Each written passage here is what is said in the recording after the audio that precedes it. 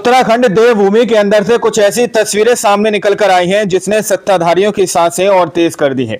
जहां पर आधी रात को पूरा देश जश्न में डूबा हुआ था न्यू ईयर के अंदर, वहां पर जनता सड़कों पर उतरी हुई थी। दावा किया जा रहा है कि नेपाल की तरह क्या भारत के अंदर भी इसी तरह की तस्वीरें देखने को मिलेंगी। आखिर मामला क्या है, हमारे साथ वरिष्ठ पत्रकार मौजूद है, आप उनकी इस रिपोर्ट को देखिए। अंकिता भंडारी अब सिर्फ एक नाम नहीं है, ये एक ऐसा सवाल है जो हर पोस्टर, हर भाषण और हर सरकारी नारे के सामने खड़ा हो गया है। जिस देश में बेटी बचाओ को चुनावी मंत्र बनाया गया, उसी देश में एक बेटी के लिए न्याय मांगना आज सत्ता को असहज कर रहा है। और जब सत्ता असहज होती है तो वह सबसे पहले चुप्पी ओढ़ लेती है। जब पूरा देश, दुनिया न्यू ईयर का जश्न मना रहा था, तब उत्तराखंड में पौड़ी की जनता अंकिता भंडारी के लिए कैंडल मार्च निकाल रही है।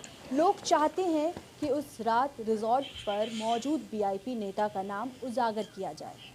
यह मामला सिर्फ हत्या का नहीं है, ये उस सिस्टम का मामला है जो तय करता है किसके लिए जांच तेज होगी और किसके लिए फाइल ठप पड़ेगी। यह सवाल कानून का नहीं, इच्छा शक्ति का है। अब तक कहा जाता था सीबीआई की मांग विपक्ष कर रहा है, लेकिन अब कहानी बदल गई है।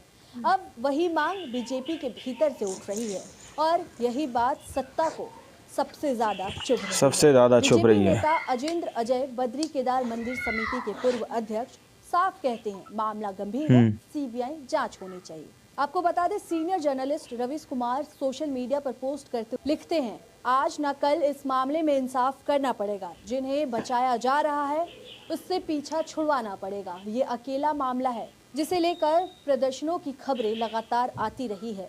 जनता ने अपने दम पर इंसाफ की मांग को जिंदा रखा है।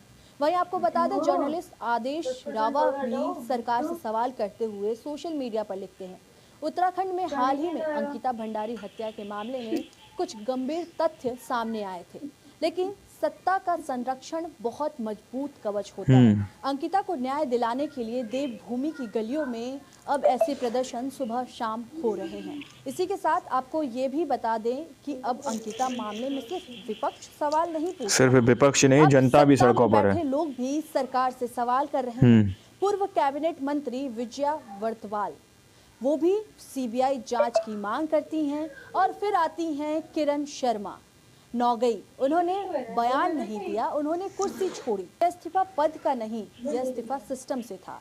और अब ऋषिकेश से बीजेपी युवा मोर्चा के जिला मंत्री अंकित बहुखंडी, उन्होंने भी इस्तीफा दे दिया है। लिखा, वीआईपी लोगों का नाम आ रहा है, पार्टी तमाशा देख रही है, मुझे शर्म आ रही है। जब पार्टी के युवा कहें कि हमें शर्म आ रही है तो समझ लीजिए मामला सिर्फ कानून का नहीं रहा। उत्तराखंड के मुख्यमंत्री पुष्कर सिंह धामी देवभूमि की बात करते हैं, अस्मिता की बात करते हैं, लेकिन सवाल ये है, देवभूमि की बेटी के लिए उनकी आवाज़ कहाँ है? क्या पहाड़ों की अस्मिता सिर्फ भाषणों तक सीमित है?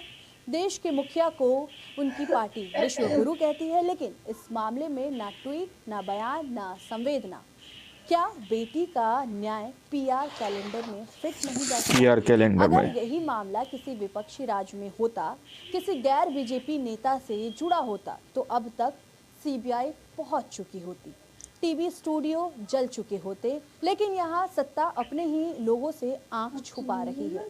ये शायद देश का इकलौता ऐसा मामला है जिसे जनता ने अपने दम पर जिंदा रखा। प्रदर्शन हुए, सवाल उठे, दबाव बना, वरना यह फाइल भी किसी अलमारी में दफन हो जाती। पत्रकार रवीश कुमार कहते हैं, आज नहीं तो कल इंसाफ करना पड़ेगा। जिन्हें बचाया जा रहा है उनसे पीछा छुड़ाना पड़ेगा।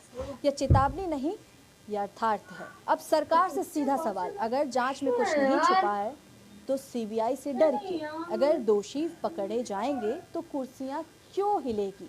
बेटी बचाओ का नारा न्याय से डरता क्यों है? अंकिता भंडारी सिर्फ एक नाम नहीं है, वह चेतावनी है। अगर आज भी न्याय को राजनीति के नीचे दबाया गया तो कल किसी और बेटी का नाम होगा और तब पोस्टर फिर लगेंगे, नारे फिर लौटेंगे, और लेकिन बेटी फिर भी नहीं बचेगी। क्योंकि जब नारे जिंदा हो और ज़मीर मरा हुआ तो न्याय सिर्फ भाषण में ही मिलता है, जिंदगी में नहीं। सत्ता के गलियारों में मौन का राज चल रहा है, लेकिन जनता की आवाज़ को कोई बंद नहीं कर सकता। क्योंकि एक दिन नारे और राजनीति की चादर हटेगी और केवल सच बचेगा। और सच की ही जीत ही न्याय है और न्याय ही लोकतंत्र का आधार। अंकिता की कहानी हमें ये याद दिलाती है कि बेटियां सिर्फ नारे नहीं हैं, उनकी जिंदगियां भी मायने रखती हैं। इसलिए सवाल हमेशा रहेगा और जवाब मांगना हमारा कर्तव्य है। फिलहाल आपको क्या लगता है इस खबर पर? आपको क्या लगता है कि सरकार अभी तक अंकिता भंडारी मामले में चुप क्यों है? आप अपना सजेशन, अपनी राय हमें कमेंट करके जरूर बताएं। दोस्तों, आप लोगों ने इस वीडियो को शुरू से आखिर तक देखा। वीडियो के अंदर साफ तौर पर बात की गई है कि किस तरीके से उत्तराखंड यानी कि देवभूमि से आधी रात को ऐसी तस्वीरें सामने निकल कर आई हैं जहां पर अंकिता भंडारी को लेकर लोग प्रोटेस्ट करते हुए नजर आ रहे हैं। अंकिता भंडारी को लेकर लोग वहां पर जिस तरीके की मांगे करते हुए नजर आ रहे हैं, उससे कई लोग तो इस्तीफा भी दे चुके हैं। सीधे तौर पर पार्टी के लोग इस बात को कहते हुए नजर आ रहे हैं कि अब हमें शर्म सी महसूस हो रही है।